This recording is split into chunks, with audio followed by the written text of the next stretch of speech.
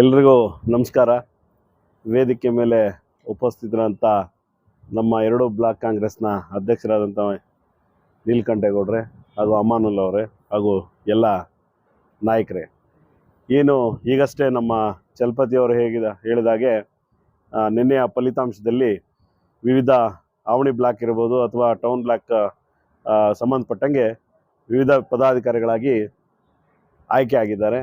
ಅವ್ರನ್ನ ಇವತ್ತೇನು ಅಭಿನಂದಿಸ್ತಾ ನಮ್ಮ ಬ್ಲಾಕ್ ಕಾಂಗ್ರೆಸ್ ಅಧ್ಯಕ್ಷರುಗಳು ಈ ಒಂದು ಕಾರ್ಯಕ್ರಮವನ್ನು ಹಮ್ಮಿಕೊಂಡಿದ್ದಾರೆ.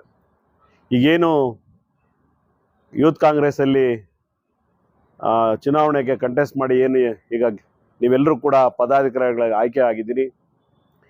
ಇದು ಕೇವಲ ಪದಾಧಿಕಾರಿಯಾಗಿ ಹೆಸರು ಹಾಕೊಳ್ಳೋಕೆ ಮಾತ್ರ ಇರಬಾರ್ದು.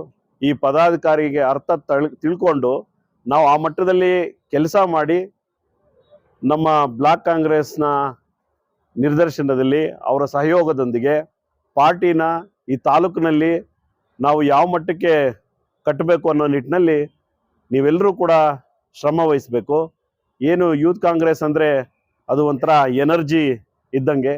ಏನು ಯೂತ್ ಕಾಂಗ್ರೆಸ್ ಯಾವಾಗೂ ಕೂಡ ಒಂದು ಮುಂಚೂಣಿ ಸ್ಥಾನದಲ್ಲಿರ್ತದೆ ಪಕ್ಷದ ವಿಚಾರ ಬಂದಾಗ.